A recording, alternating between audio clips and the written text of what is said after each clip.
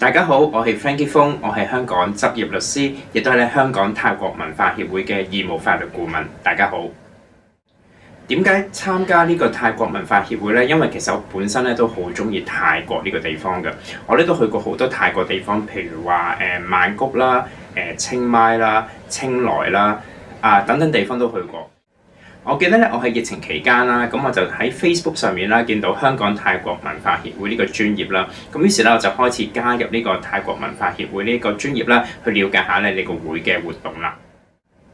至於咧，我對香港泰國文化協會有啲乜嘢幫手過啦咁樣，咁有陣時可能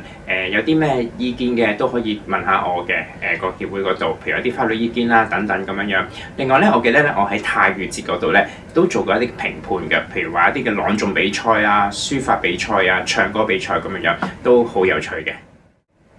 至於咧對香港泰國文化協會嘅展望方面咧，當然啦，我希望更加多嘅朋友咧可以參加成為會員啦，可以參加多啲會嘅活動咁樣。咁另外啦，作為一個律師啦，咁我都有一啲嘅香港嘅法律知識啦，咁可以俾一啲泰國嘅朋友咁了解香港嘅法律知識啦。另外都可以透過我一啲嘅泰國嘅律師嘅網絡，可以咧協助香港嘅朋友咧，亦都係了解咧泰國嘅法律知識。咁希望咧可以多啲利用咧法律知識去幫助香港同埋泰國嘅朋友啦，咁了解兩邊嘅法律啦。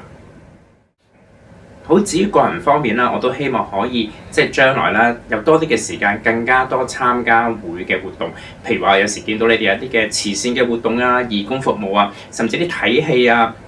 嘅活動咁樣，可以同多啲嘅會啦同埋會員咧更加多嘅交流，更加多嘅接觸啊！大家記得 like、share 同埋 subscribe 會嘅頻道啊！